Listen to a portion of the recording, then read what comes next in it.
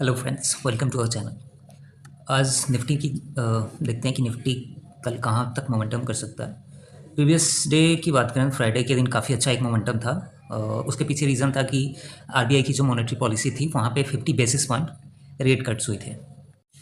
तो उसके बाद से जो रैली स्टार्ट हुई थी, काफ़ी अच्छी रैली थी। 25,000 के ऊपर क्लोजिंग हुई है, बट 25,000 और 25,100 का ये जो जोन है वो थोड़ा सा क्रूशल है। तो अगर कल के दिन हमें 1,000 के ऊपर ट्रेड करता हुआ निफ्टी दिख जाए तो अच्छी बात होगी। अगर कल 25,100 के ऊपर क्लोजिंग हो जाता है या फिर 25,050, 100 या फिर 200 के आसपास भी कहीं दिखता है ना, तो बहुत अच्छा होगा। क्योंकि अगर देखें तो ऑलमोस्ट पिछले एक महीने से निफ्टी इस जोन में है।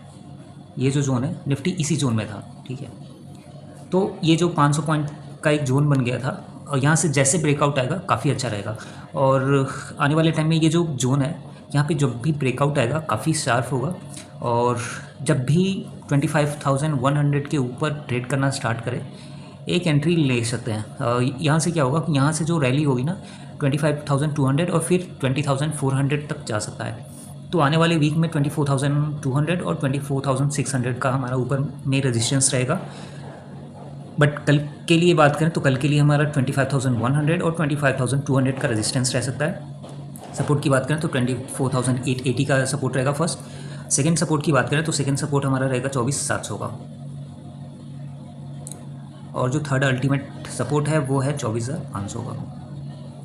तो कल के दिन के लिए हमारा 25,100, 25,200 और जो मोस्ट इम्पॉर्टेंट है वो है 25,600 का।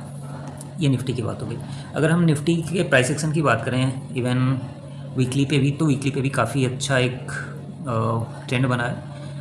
बट यही है कि नेक्स्ट जो वीक है, मतलब अपकमिंग जो वीक है, वो कैंडल इसके जस्ट ऊपर क्लोजिंग हो जाए, फिर एक जो रैली है वो फिर से कंटिन्यू रहेगी। और फिर मतलब एक डर है कि यहाँ से साइडवेज या फिर नेगेटिव ना हो जाए। तो अगर 25,200 या 300 या फिर 25,050 के एवं भी क्लोजिंग होती है नेक्स्ट वीक की कैंडल, तो काफ़ी अच्छी रहेगी। अगर हम मंथली कैंडल की बात करें तो मंथली कैंडल भी काफ़ी अच्छा दिख रहा है और ये कंटिन्यूएशन पैटर्न है। अभी तो ये मंथ जस्ट स्टार्ट हुआ है, बट फिर भी अगर हम 15 मिनट टाइम फ्रेम पे देखें तो 15 मिनट टाइम फ्रेम पे हमें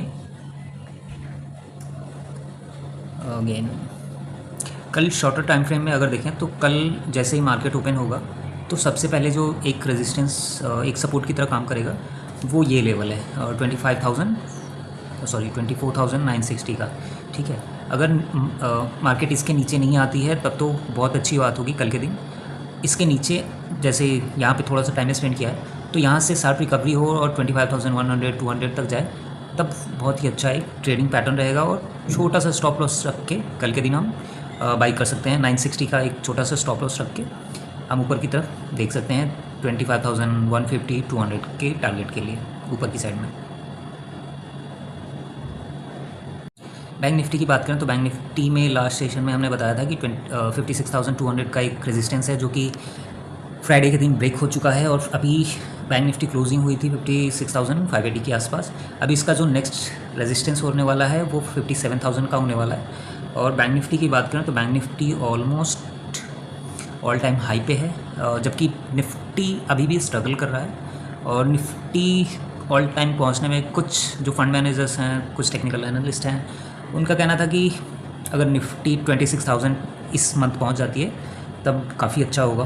बट अभी जैसे एक थोड़ा सा क्योस है रसिया यूक्रेन का, प्लस और भी बहुत सारी चीज़ें हैं जिस पे बाद में डिस्कस करेंगे हम। तो ये सारी चीज़ें हैं। अभी जो मोमेंटम हुआ था बैंकिंग सेक्टर में वो रेट कट की वजह से हुआ था। और अगर हम HDFC बैंक की देखें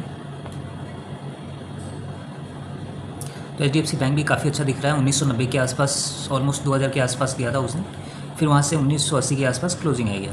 तो अभी कल के लिए हमारा जो सपोर्ट रहेगा वो 1960 का रहेगा, और जो रेजिस्टेंस रहेगा वो अगेन 2000 और फिर 2050 के आसपास रहेगा।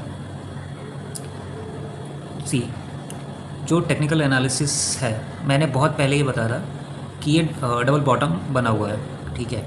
और डबल बॉटम में 1800-1900 का टारगेट था, फिर 2000 का हमारा टारगेट था। तो अभी लास्ट फ्राइडे को ऑलमोस्ट 1995-96 के आसपास गई थी, फिर वहाँ से 1980 के आसपास क्लोजिंग हुई है। बट अभी भी ऑल टाइम हाई पे एचडीएफसी बैंक है, खड़ा है सस्टेन में। बट यहाँ पे छोटा सा एक स्टॉप लॉस रख के हम 2200 के टारगेट के लिए जा सकते हैं। हमारा जो नीचे की साइड में सपोर्ट रहेगा 1960 और फिर आ जाता है 1920 का। रिलायंस इंडस्ट्री की बात करें तो रिलायंस इंडस्ट्री में हमने बात की थी कि 1400 का एक सपोर्ट रहेगा यहाँ पे, और हमारा जो फर्स्ट टारगेट था वो था 1440 का, फिर 1460 का। तो अभी दूसरा टारगेट अपना आया नहीं है, और 1440 के आसपास अभी क्लोजिंग हुई थी लास्ट फ्राइडे को। 1450 तक का हाई था, फिर वहाँ से मार्केट नीचे आ गई थी, आई मीन रिलायंस इंडस्ट्री। अभी इसका जो एक सपोर्ट है वो अपना 1400 का है, और ऊपर की साइड में अपना जो नेक्स्ट टारगेट होने वाला है वो 1500-1520 का होने वाला है। अगर हम ग्लोबल मार्केट की बात करें तो डाउ जोन्स, S&P, नैस्डैक सारे फ्राइडे को क्लोज हुए थे पॉजिटिव 1-1.5%। अगर गिफ्ट निफ्टी की बात की जाए तो 25,150 के आसपास है। निकाई भी पॉजिटिव है, और फ्यूचर मार्केट जो है वो भी पॉजिटिव था। जो USD INR है वो एक बार फिर से 85.6 पे आ चुका है। और या उसके बाद से अगर हम यील्ड मार्केट देखें, बॉन्ड मार्केट सॉरी, तो बॉन्ड मार्केट नेगेटिव हुआ है, क्योंकि interest rate repo rate cut हुए थे, उसकी वजह से उसका इफेक्ट दिख रहा है। उसके बाद से जो अदर कंट्रीज़ के बॉन्ड मार्केट हैं, जैसे US का है वो राइज़ कर रहा है, चाइना का राइज़ कर रहा है। अगर हम HDFC बैंक ADR देखें तो HDFC बैंक का जो ADR है, कहाँ गया, वो पॉजिटिव है 1.77%। तो कुल मिला के जो बेसिकली ग्लोबल सेंटिमेंट्स है वो पॉजिटिव हैं। एज सच कुछ बड़ा नेगेटिव न्यूज़ नहीं है। एक नेगेटिव न्यूज़ थी, वो HDFC बैंक का था कि HDFC बैंक के जो CEO हैं उन पे एक एलिगेशन। तो एक्चुअली क्या है कि HDFC बैंक के जो CEO हैं शशिधर जगदीशम, उनके ऊपर एक एलिगेशन लगा है, और ये एलिगेशन लगाया है लीलावती कीर्तिलाल मेहता, इनका नाम है। इनका कहना है कि जो बेसिकली लीलावती हॉस्पिटल है मुंबई में, उसके फाउंडर हैं, उसका जो बेसिकली जो ट्रस्ट चलता है उसका है, ठीक है। तो उनका एलिगेशन है कि कहीं 14 करोड़ है, कहीं 25 करोड़ है। तो जो नंबर्स हैं वो थोड़े से डिफरेंट हैं। जैसे यहाँ पे मिंट की जो है, यहाँ पे एक सेकेंड, कहाँ गया, यहाँ पे नहीं दिया है, यहाँ पे अमाउंट की बात नहीं की गई।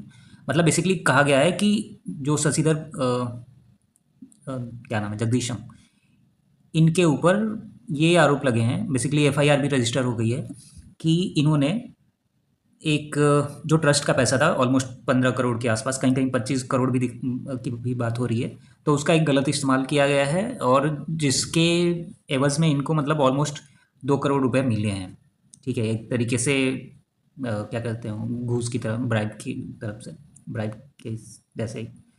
तो बट जो बैंक्स है उनका क्लेरिफिकेशन ये था कि ये बेसलेस है, और बट ये सामने आया है, FIR हो चुकी है। अब देखना होगा कि HDFC बैंक कैसे, जो स्टॉक है वो कैसे रिएक्ट करता है, उसकी जो CSR टीम है वो कैसे इसको मैनेज करती है। वैसे उतना बड़ा इशू है नहीं, इसको बहुत बड़ा बनाया जा रहा है, बट कल देखने वाली बात होगी। अगर कुछ भी नेगेटिव होता है तो उसकी वजह से HDFC बैंक पे थोड़ा सा भी असर पड़ेगा। नेगेटिव हुआ तो फिर हो सकता है कि 1-1.5%, 2% नेगेटिव हो, और HDFC बैंक अगर नेगेटिव हुआ तो फिर जो इंडाइसेस हैं वो नेगेटिव हो जाएंगे। तो कल का ओवरऑल जो ग्लोबल मार्केट है वो तो पॉजिटिव है, बट इस एक न्यूज़ की वजह से सारा जो पॉजिटिवनेस है वो थोड़ा सा मतलब नेगेटिव होते हुए नज़र आ रहा है।